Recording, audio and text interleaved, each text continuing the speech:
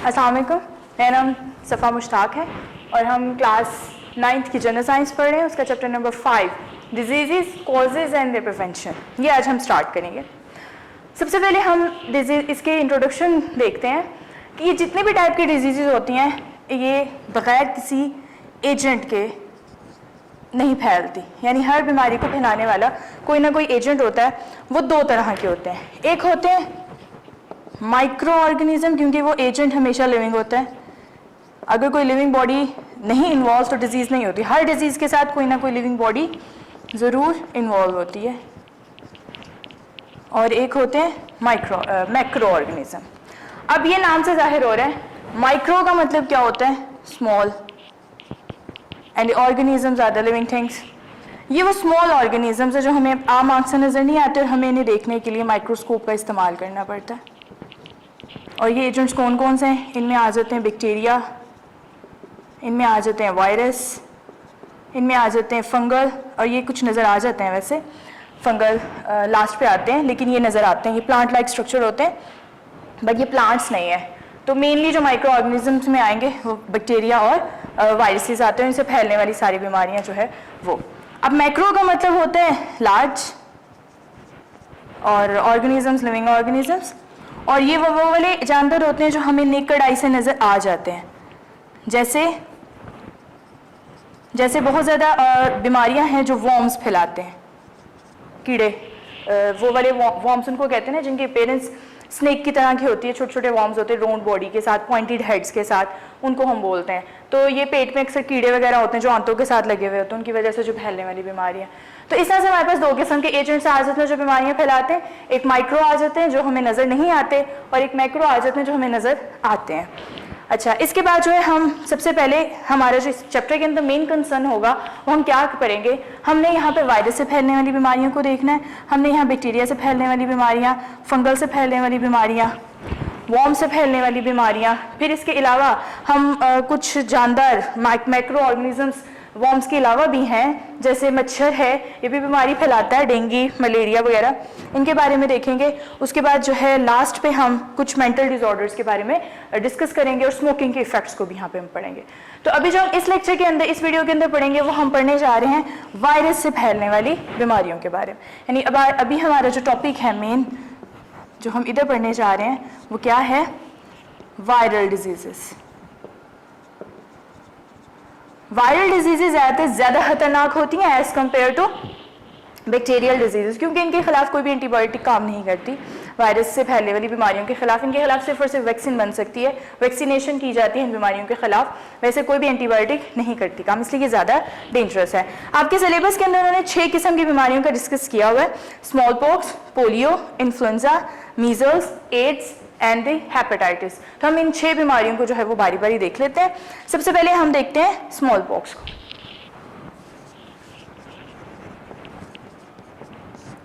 Small pox जो है, ये इसका जो वायरस है स्मॉल पॉक्स का, ये तकरीबन अब एक्सटिंक्ट हो चुका है उसमें दुनिया से। जब इसने ये स्टार्ट हुआ तो इसने बहुत तबाही मचाई थी, लेकिन अब ये एक्सटिंक्ट हो चुका है। और लेकिन अभी भी ये जो वायरस है सैंपल के तौर पे रखा हुआ है रशिया में, बरतानिया में, ब्रिटेन, अमेरिका में, यूएसए में।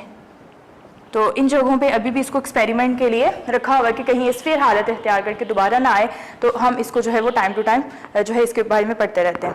सिम्टम्स क्या थे कि जब ये बीमारी होती थी तो इसमें बुखार था, सर दर्द था, उसके अलावा बैक में दर्द रहता था, कमर दर्द, वॉमिटिंग, और फिट्स होते थे, यानी कि दो नज़र आना। सिम्टम्स में फीवर, हेडेक बहुत ज़्यादा, बैक एक, कमर में दर्द, ठीक, ये इसके जो है वो कॉमन सिम्टम्स है। और वॉमिटिंग वगैरह थी, यानी कि इसका मतलब था कि कोई सीवियर कंडीशन, कोई सीवियर बीमारी जो है वो जाहिर होने वाली है बॉडी के अंदर। और उसके बाद जो है वो क्या होता था कि तीसरे या चौथे दिन बुखार के, पहले बुखार और फिर थर्ड या फोर्थ डे जब आ जाता था इसका फीवर का, तो फिर क्या होता था कि बॉडी के ऊपर जो है ना वाटर फिल्ड लेशंस यानी दाने निकल आते थे बड़े बड़े से, ठीक है, तो वो पानी से भरे हुए होते थे, वो निकल आते थे। और ये तकरीबन अकरेंस इसकी ये कहाँ अटैक करता था, तो ये तकरीबन जो है दोनों यानी मेल और फीमेल दोनों के ऊपर इक्वली अटैक कर रहा था, और खास तौर पर उनके अंदर जिनकी इम्यूनिटी जो है वो रेयर थी। यानी अकरेंस की बात करें तो ये जो है मेल और फीमेल दोनों के ऊपर अटैक इक्वली करता है, और इसके अलावा जो है ख़ास तौर पर उनके अंदर जिनकी इम्यूनिटी जो है वो लो इम्यूनिटी थी, उसके ऊपर ये ख़ास तौर पर जो है वो अटैक कर रहा था। अब ये फैला कैसे था तब, तो ये फैलता था कफ से, स्नीज से, बात करने से पेशेंट से, यानी इसके स्प्रेड की बात करें तो कफ, खांसने से, छींकने से, या इवन यहाँ तक कि बात करने से भी। इसका मतलब ये वबा थी ना, क्योंकि इस तरह खांसने, छींकने, साथ बैठने से, बात करने से जो चीज़ फैलती है उसको वबा का ही हम नाम देते हैं। तो इसलिए ये 1% 2% बहुत जल्दी जो है वो हेल्थी पीपल्स के अंदर ये फैल रही थी। तो ये थी हमारी डिजीज़ स्मॉल पॉक्स। इसके बाद हमारी सेकेंड वन है दैट इज़ द पोलियो।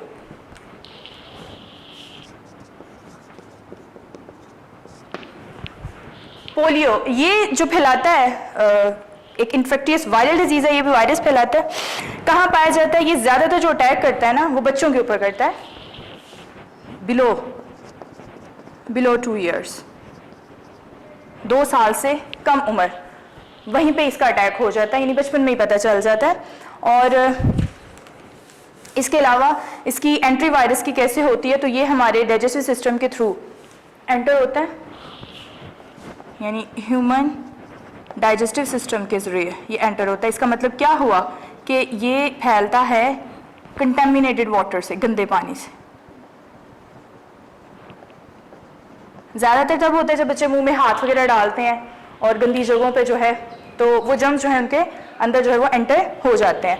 तो गंदे पानी से या गंदी जगहों से जो है फूड से ये एंटर होता है। और इसके अलावा इसके इफेक्ट क्या होते हैं कि ये डायरेक्ट जो है वो जाके हमारे नर्वस सिस्टम पे अटैक करता है, यानी इसका अटैक डायरेक्ट कहाँ होता है, अटैक ऑन नर्वस सिस्टम, हमारे ब्रेन पे अटैक करता है और वहाँ पे ये पैरालिसिस करवा देता है। पैरालिसिस कैसे करवाता है कि वो वाला एरिया हमारे बॉडी का जिसका कनेक्शन ब्रेन के स्पेसिफिक पार्ट से था उसको जाके डैमेज कर देगा और हमारा दिमाग जो वो कनेक्शन छोड़ देता है, ख़ास तौर पर लिम्ब से, यानी यहाँ एक टांग या एक बाजू या दोनों टांगे ख़ास तौर पर जो ज़्यादा ये लोअर पोर्शन पे अटैक करता है। तो हमारा जो नर्वस सिस्टम है वो उस पोर्शन के साथ अपना जो कनेक्शन है वो ख़त्म कर देता है, कोई वो फीलिंग नहीं आती उसमें, और जो है उस चाइल्ड को, उस पेशेंट को पैरालिसिस जो है वो हो जाता है। ये इसका इफेक्ट है मेन।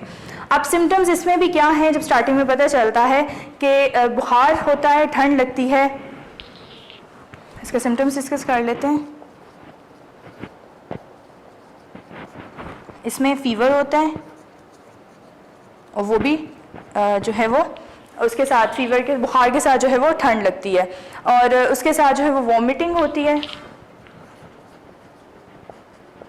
और पेन होती है मसल्स में, और उसके बाद जो है वो इसके असरात जो है वो नुमायाँ होना शुरू कर देते हैं। जैसे हमने पहले बात की कि या तो ये एक टांग पे या फिर बाजू वाली साइड पे, तो यहाँ पे दोनों टांगों पे ये अटैक करता है और उसको मुकम्मल तौर पे ये जो है वो फंक्शनलेस कर देता है, ग्रोथ रुक जाती है उस हिस्से की, वीक हो जाते हैं वो। अब इसका क्योर क्या है, अगर पैरालिसिस का एक दफ़ा अटैक हो जाए ना तो फिर कोई भी एंटीबायोटिक, कोई भी मेडिसिन उस बंदे पे काम नहीं करती, उस बच्चे पे काम नहीं करती, वो जो है वो ज़िंदगी भर के लिए मफलूज हो जाता है, फिर उसका इलाज कोई नहीं है। एंटीबायोटिक कभी भी पोलियो का इलाज नहीं करेंगी क्योंकि ये वैसे हमने पहले स्टार्ट में बात की कि वायरस से फैलने वाली बीमारी है और वायरस के खिलाफ एंटीबायोटिक काम नहीं करती। और वो बच्चा जो पैरालाइज हो जाता है उसको आप डाइट दें बैलेंस, यही इसके प्रिवेंशंस हैं कि उसको आप जो है वो बैलेंस डाइट दें। बैलेंस डाइट से क्या होगा कि उसके अंदर डिफेंस सिस्टम स्ट्रांग हो जाएगा अदर जर्म से लड़ने के लिए, उसकी इम्यूनिटी जो है वो स्ट्रांग होगी ताकि वो ज़्यादा से ज़्यादा उसकी बचत हो सके। इसके अलावा रेगुलर उसकी एक्सरसाइज है, फिजियोथेरेपी है, लेकिन उससे भी परमानेंट इलाज तो नहीं होगा, लेकिन मसल्स उसके जो है वो स्ट्रेंथ आ जाएगी उसमें। फिजियोथेरेपी के सेशंस हैं जिसमें एक्सरसाइज करवाई जाती है प्रॉपर उस पार्ट की, तो वो करवाई जाए तो उससे क्या होगा, उसके मसल्स जो हैं वो थोड़े से उसमें स्ट्रेंथ आ जाएगी। तो ये हमने 2 डिजीज़ के बारे में पढ़ा। इसके बाद हम थर्ड पढ़ेंगे, that is the influenza. Third disease हम पढ़ने जा रहे हैं इन्फ्लुएंजा, जिसको दूसरे लफ्ज़ों में हम फ्लू भी कहते हैं, नज़ला ज़ुकाम। और इन्फ्लुएंजा जो है ये भी रैपिडली बड़ी तेज़ी से फैलने वाली बीमारी है, एक पेशेंट से दूसरे पेशेंट में जो है ये फैली है। और तकरीबन ये स्टार्ट हुई थी 1 यहाँ पे 2% से, और आज जो है पूरी दुनिया इसकी लपेट में, यानी कि ये होल वर्ल्ड में फैल चुका है, जिसके एक शदीद फॉर्म आजकल भी हम देखते हैं कोरोना की शक्ल में, कोविड-19 जिसको बोलते हैं। इसके साथ जो है इन्फ्लुएंजा की जो टाइप्स हैं वो अकॉर्डिंग टू वायरस है, यानी हमें 3 तरह के इसके वायरसेस मिले हैं, वायरस ए, वायरस बी और वायरस सी, और हमने उसकी बेस के ऊपर इसका नाम भी रख दिया हुआ है, इन्फ्लुएंजा ए, बी और इसी तरह से सी, अकॉर्डिंग टू द वायरस के कौन सा वायरस जो है वो इसको फैला रहा है। अच्छा, अब जो ए और बी है ये ज़्यादा डेंजरस हैं और ज़्यादा फैले हुए हैं, इन्हीं की बात कर लेते हैं हम। इसके सिम्टम में क्या होता है कि गला खराब होता है,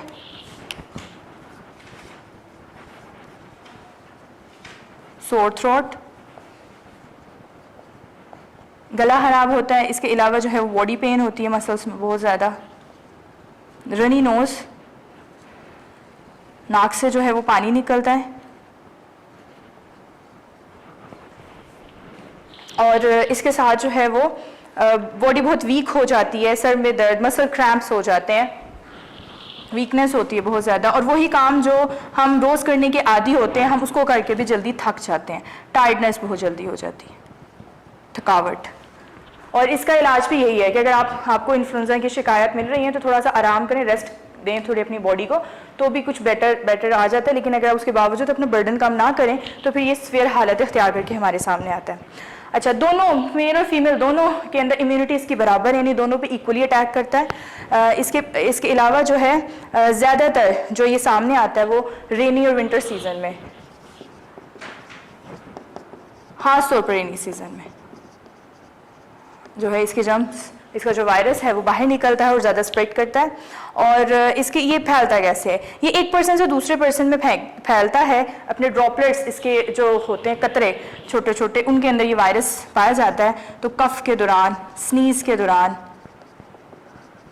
मेनली, तो ये एक पर्सन से दूसरे पर्सन में फैल, यानी कि किसी एक को है और वो आपके पास खांस रहा है या छींक रहा है तो लाजमन उसके कतरे जो है वो आपके पे भी गिरेंगे और आप में भी थोड़े दिनों के बाद या अगले दिन ही उसके सिम्टम्स जाहिर होना शुरू हो जाते हैं। और इसके अलावा जो है ये रुमाल या फिर क्लॉथ जो यूज़ किया है पेशेंट ने वो अगर यूज़ करें या उसको हाथ लगाएं तो उससे भी ये फैल सकता है। इसकी जो इसकी है प्रिवेंशंस हैं वो यही हैं कि ये हेल्थ डिपार्टमेंट के अंदर एक जानी मानी बीमारी है, यानी कि कोई भी ऐसा बंदा नहीं है कि जो इससे वाकिफ़ ना हो, हर किसी को ये लाइफ में ज़रूर होता है और हर कोई इसके बारे में जानता है। तो इसके प्रिवेंशंस जो हैं उसमें यही है कि इसकी वैक्सीनेशन करवाई जाती है और यही इसका इलाज है। बाकी ये है कि उस बंदे को आइसोलेट कर दें, कमरे में जो है वो बाकियों से अलहदा कर दें उस दौरान के लिए जितनी देर में उसके अंदर ये बीमारी जो है वो पीक पे है, और उसके बाद जब वो हेल्थी होना शुरू हो जाए तो फिर अपने नॉर्मल रूटीन में वापस आ सकता है। उसके बाद हम नेक्स्ट डिस्कस करेंगे मीज़ल्स के बारे में। मीज़ल्स को जो दूसरे लफ्ज़ों में जो हम कहते हैं खसरा बोलते हैं, और ये भी तकरीबन अब बहुत कम हो गई है।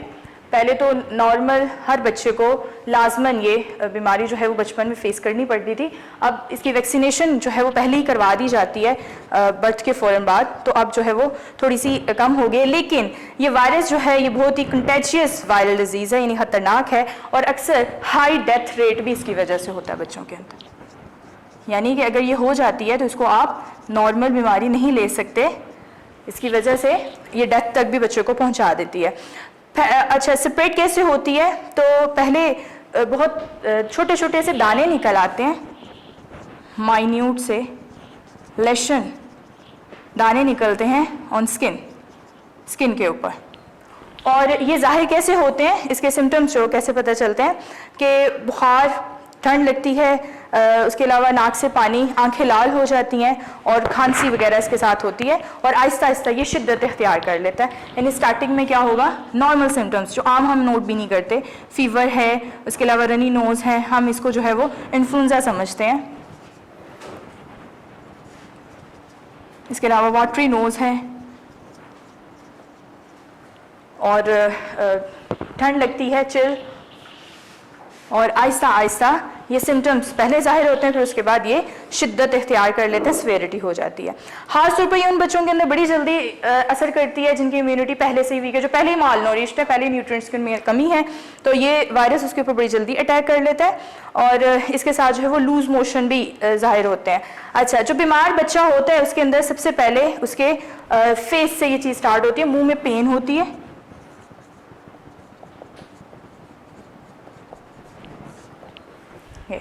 पेन स्टार्ट होती है उसके माउथ एरिया से और उसके बाद जो है 2 से 3 दिनों के बाद इस डिजीज़ के छोटे छोटे से वाइट कलर के जो वो हैं पस से भरे हुए दाने छोटे, वो निकलना स्टार्ट हो जाते हैं और ये लेशन जो है सबसे पहले मुंह के ऊपर, फिर स्किन पे, कानों के पीछे, यहाँ पे निकलना शुरू करते हैं।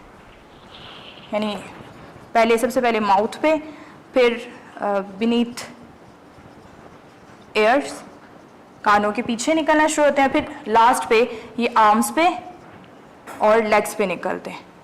और इसको कंट्रोल नहीं किया जा सकता, ये तब तक नहीं कंट्रोल में आएगा जब तक कि पूरी बॉडी के ऊपर ये निकलना चाहे। यानी इसने एक दफ़ा जो है वो अपना पूरा जब ये वायरस अटैक करता है तो पूरा अपना टाइम पीरियड पूरा करके ही निकलता है। बच्चा तभी इंप्रूव करना शुरू करता है जब एक दफ़ा पूरे जिस्म पे उसके निकल आए सारे, तो उसके बाद जो है कंप्लीट जब निकल आएगा, इरप्शन हो जाएगी स्किन के ऊपर सारे दानों की, फिर उसके बाद जो है वो थोड़ा इंप्रूव करना शुरू कर देगा और ये तकरीबन 5 दिन लेते हैं और 5 दिन तक रहते हैं पूरे जिस्म के ऊपर, उसके बाद ठीक होना शुरू होते हैं। अच्छा, अब इसके प्रिवेंशन के लिए हम क्या कर सकते हैं, वो यही है कि प्रिवेंशन में कि उस बच्चे को अलग कर दिया जाए बाकी बच्चों से, क्योंकि ये भी फैलने वाली बीमारी है। घर में अक्सर ऐसा होता है, एक बच्चे को होता है, सारे बच्चों को हो जाता है, ये जो भी उस घर में छोटे बच्चे होते हैं, तो उस पेशेंट को क्या कर दें, उस बच्चे को आइसोलेट कर दें, ख़ास तौर पर उस बच्चे को जिसके अंदर टीबी के भी असरात हैं या जिसका रेस्पिरेटरी ट्रैक जो है वो पहले से ही वीक है, तो उसको बहुत ज़्यादा चांसेस हैं कि वो जल्दी इसके भी अटैक में आ जाएगा। अच्छा, उसके बाद इसका क्योर, इसका इलाज कैसे किया जा सकता है, पेशेंट को मुकम्मल तौर पर रेस्ट करवाएं, बेड रेस्ट, और उसकी डाइट का ख्याल रखें, बैलेंस डाइट दें उसको। और इसके अलावा जो है अगर 9 मंथ की एज में चाइल्ड जो है उसको मीजल्स की वैक्सीनेशन ज़रूर दिलवाएं, ठीक है। और मेन चीज़ यही है कि उसकी डाइट का जो है वो ध्यान रखिए जाए, यानी उसको बैलेंस डाइट दी जाए, तो उसके अंदर रिकवरी के चांसेस जो है वो बाकी बच्चों से ज़्यादा बढ़ जाएंगे मेडिसिन के साथ साथ। तो ये था हमारा मीजल्स, और उसके बाद हम सेकेंड लास्ट वाला चेक करेंगे, दैट इज़ एड्स बोलते हैं। इस बीमारी का पूरा नाम है एक्वायर्ड इम्यून डेफिशिएंसी सिंड्रोम। नाम से जाहिर है इम्यूनिटी डेफिशिएंट हो जाती है, सिंड्रोम तो हम कहते हैं बीमारी को है, यानी एक्वायर्ड इम्यून डेफिशिएंसी सिंड्रोम, जिसके अंदर इम्यूनिटी जो है वो इसकी पेशेंट की जो है वो बिल्कुल चली जाती है। इसका इफेक्ट क्या होता है, इसका इफेक्ट होता है जैसे अभी हमने बात की इम्यूनिटी के ऊपर, और ये जानलेवा है, इसकी अभी तक हमारे पास कोई परमानेंट इलाज नहीं है। एड्स जिसको हो जाता है उसके कुछ सालों के बाद उसकी डेथ हो जाती है, अभी तक वैक्सीनेशन नहीं बनी इसकी। सिम्टम इसके क्या हैं, सिम्टम ये होता है, एड्स फैलाने वाला जो वायरस है उसको हम बोलते हैं HIV। HIV का मतलब होता है ह्यूमन इम्यून वायरस, और ये अटैक भी सिर्फ और सिर्फ इस पे करता है, ह्यूमंस पे। हमें ये वायरस मिला बंदर से था, जब हमें उसके अंदर इसके निशान मिले हैं, फैला भी उसी से, दुनिया में आया ये वहीं से, वर्ल्ड वॉर के बाद। लेकिन उसके अंदर ये बीमारी नहीं फैलाता, क्योंकि इसको ना अटैक करने के लिए रिसेप्टर चाहिए, और वो रिसेप्टर इसको मिलते हैं हमारे वाइट ब्लड सेल्स के अंदर। और जब ये हमारी बॉडी के अंदर अटैक करता है तो हमारे वाइट ब्लड सेल्स के ऊपर इसके रिसेप्टर होते हैं, उसके साथ जुड़ जाता है और जुड़ के फिर अपना काम स्टार्ट कर देता है। इसलिए हम बोलते हैं जो बंदा HIV पॉजिटिव होता है, यानी कि जिसके अंदर HIV है, तो उसको जो है वो फिर एड्स हो जाता है। स्टार्टिंग में कोई सिम्टम नज़र नहीं आते, स्लाइटली सी इलनेस होती है, छोटी मोटी बीमारियां, वीकनेस वगैरह, और उसके 2 साल के बाद वो पेशेंट बिल्कुल आपके दरमियान रहेगा और बिल्कुल हेल्थी दिखेगा, उसके अंदर कोई और सिम्टम नज़र नहीं आता सिवाय उस छोटी मोटी वीकनेस के। उसके बाद ये जो है 2 साल के बाद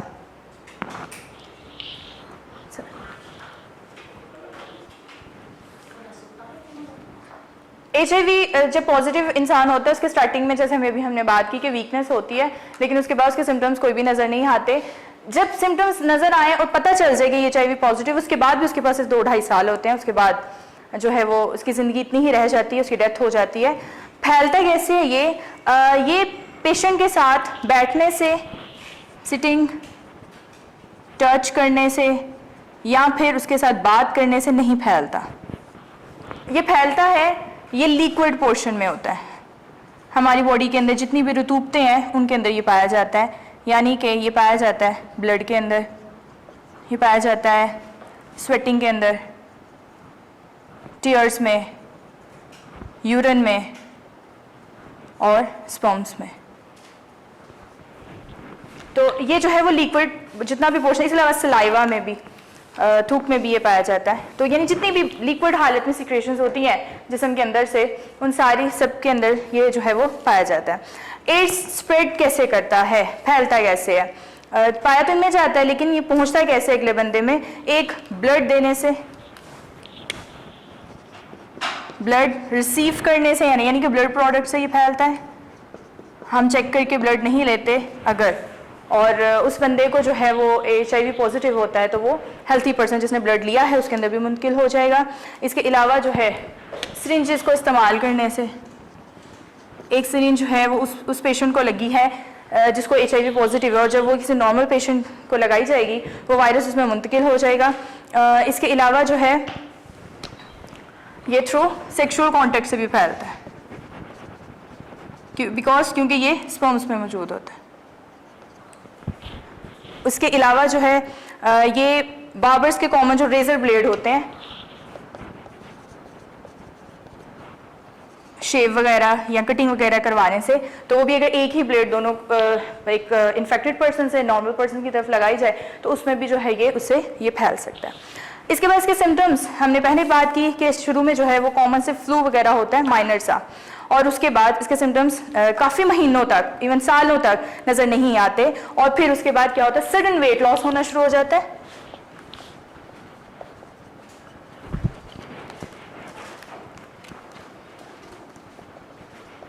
वेट लॉस होता है उसका, और फिर उसके जिस्म पे सफ़ेद कलर के जो छोटे छोटे से निशान हैं वो नज़र आना शुरू हो जाते हैं, और साथ में लूज मोशन लग जाते हैं, खांसी हो जाती है, निमोनिया हो जाता है। इन शॉर्ट ये कि हर किस्म की जो खतरनाक बीमारी है फिर वो उसके अंदर जाहिर होना शुरू हो जाती है, क्योंकि उसकी इम्यूनिटी बिल्कुल डिस्ट्रॉय करके वो वायरस सामने आता है, और जब वो वायरस सामने आता है फिर पेशेंट के अंदर बिल्कुल भी इम्यूनिटी नहीं रहती। उसको एक माइनर सा कट भी लग जाएगा वो भी रिकवर नहीं करेगा, और वो कट से लेके उसको कैंसर तक हर बीमारी लग सकती है, और यही चीज़ उसकी जान ले लेती है, क्योंकि उसके अंदर बर्दाश्त बिल्कुल नहीं रहती कि वो किसी भी बीमारी को जो है वो उसको संभाल सके या उसको बर्दाश्त कर सके। इससे बचना कैसे है, तो वो यही तरीके हैं, ये जो हमने यहाँ पे पढ़ा है कि अगर ब्लड दें तो उसको चेक करवा के दें, सिरिंजेस इस्तेमाल मत करें, कॉमन सिरिंजेस, ठीक है, और इसके अलावा जो है वो कुरान के अहकामात पे अमल करें।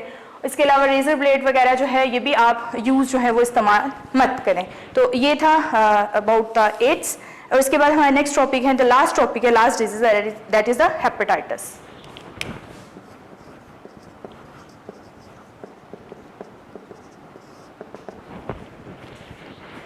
हेपेटाइटिस कहते हैं जिगर की सोजिश को, इन्फ्लेमेशन ऑफ लिवर।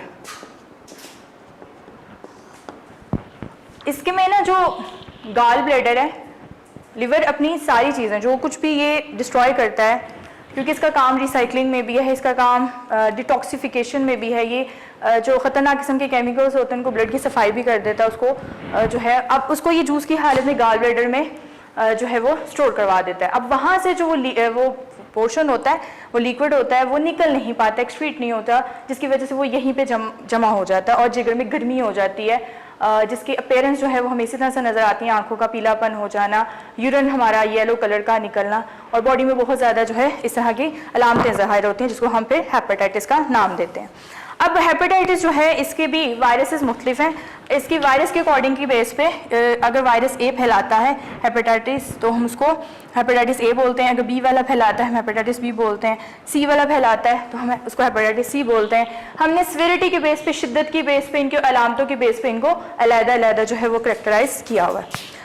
सबसे पहले वाला जो है हेपेटाइटिस ए, ये हेपेटाइटिस ए जो वायरस ए की वजह से होता है, और इसके सिम्टम्स क्या हैं, इसको जो है ना हम बोलते हैं जॉन्डिस, इसको पीला या कान कहते हैं। तो इसमें जॉन्डिस हो जाता है, यानी फीवर, इसके अलावा नोजिया, खाने को कुछ दिल नहीं करता, वॉमिटिंग आती है क्योंकि अंदर गर्मी हो चुकी होती है, बहुत ज़्यादा वो लीवर जो है वो बहुत ज़्यादा इन्फ्लेम कर चुका होता है, इन्फ्लेमेशन सोजिश वहाँ पे बहुत ज़्यादा हो गई होती है। अच्छा, उसके बाद जो है ये फैलता कैसे है, तो ये फैलता है गंदे पानी, फूड और कंटेमिनेटेड वाटर से, फूड से और मिल्क से। तो ये जो है उसके अंदर ये इसका जो वायरस है वो पाया जाता है, जो एक पर्सन से दूसरे पर्सन में फैल सकता है, और बल्कि पहले वाला पर्सन जो इसे डिफेक्ट होता है उसमें भी ये यहाँ से आता है। अच्छा, उसके बाद इसकी प्रिवेंशंस क्या है, हम इससे कैसे बच सकते हैं। एक अटैक अगर हो जाए इसका तो वो ज़्यादातर तो ये होता है कि वो लॉन्ग टाइम इम्यूनिटी, पूरी ज़िंदगी के लिए उसके अंदर इम्यूनिटी पैदा करवा देता है, दोबारा उसका अटैक नहीं होता। इसकी वैक्सीन जो है हेपेटाइटिस के लिए अभी तक कोई भी नहीं है, जॉन्डिस के लिए बस प्रिवेंशंस हैं जो ली जाती हैं या नॉन रेगुलर मेडिसिन्स। इसके अलावा जो है फूड और मिल्क को हमें क्या करना चाहिए, इसको प्रिवेंट करना चाहिए, यानी उसको जो है वो सही तरीके से उबाल के इस्तेमाल करें। और इसके अलावा ब्लड को ट्रांसफ्यूज़ करने से पहले, हेल्थी पर्सन को देने से पहले उसका टेस्ट वगैरह करवा लें, स्क्रीनिंग करवा लें कि कहीं उसके अंदर तो कोई ऐसे जर्म्स मौजूद नहीं है। तो ये था। उसके बाद हम दूसरा डिस्कस करते हैं, that is the hepatitis B.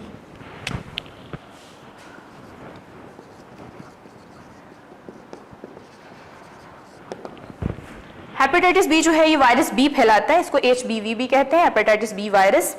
और सेम ये भी जो फैलता है रतूबतों में ही पाया जाता है, ब्लड में, टीयर्स में, स्वेटिंग में। तो ये जो पेशेंट है उसके यहीं पे भी वायरस पाया जाता है। और इसके अलावा जो है फैलता कैसे है, इन्हीं चीज़ों से फैलेगा, इन्हीं रतूबतों से। पाया कहाँ पे जाता है, तकरीबन 10 में से एक बंदा पाकिस्तान के अंदर स्पेशली वो हेपेटाइटिस बी का कैरियर होता है, जहाँ से वो फैलता है। कैरियर मतलब कि उसके अंदर होगा ज़रूर, बेशक सिम्टम्स नहीं अपेयर हो रहे उसके अंदर वायरस के, लेकिन वो उसका कैरियर ज़रूर होता है। क्योंकि हमारे यहाँ पे गंदगी बहुत ज़्यादा है, पानी निकासी और ये फूड का कोई सिस्टम अवेलेबल नहीं है, इसकी वजह से हम इसके सबसे ज़्यादा कैरियर हैं। इसके अलावा इसकी प्रिवेंशंस यही है कि इसके लिए वैक्सीन मौजूद है, वैक्सीनेशन करवाई जाए, और वो वैक्सीनेशन भी जो है वो इसकी प्रॉपर टाइम टू टाइम ली जाती है। जैसे हेपेटाइटिस बी का जो इंजेक्शन है वो तकरीबन 1 मंथ के वक्फे के बाद लगाया जाता है, और इसके साथ एक बूस्टर लगाया जाता है वो 6 महीने के वक्फे के साथ, और इसके बाद जो है हर 5 साल के बाद वो बूस्टर फिर लगवाना पड़ता है, क्योंकि इसके जर्म्स जो है वो एक्टिव रहते हैं, किसी भी टाइम एक्टिव हो जाते हैं, बस डीएक्टिवेट होते हैं, लेकिन रहते बॉडी के अंदर ही है। इसके अलावा इसका जो क्योर है वो ये है कि पेशेंट को रेस्ट करनी चाहिए, उसको बहुत ज़्यादा तादाद में लिक्विड लेना चाहिए, जूसेस वगैरह का इस्तेमाल, मेनली शुगर कैन का जो जूस है उसका इस्तेमाल करें, पानी ज़्यादा से ज़्यादा पिएं, और बैलेंस डाइट खाएं जिसके अंदर हर चीज़ जो है वो उसकी न्यूट्रिशन जो है वो पूरी हो जाए। इसके बाद हमारा लास्ट वाला है हेपेटाइटिस सी। ये जो वायरस सी है वो फैलाता है, उसको हेपेटाइटिस सी कहते हैं, और ये ज़्यादा कॉमन होता है तकरीबन 20 से 39 ईयर्स की एज में।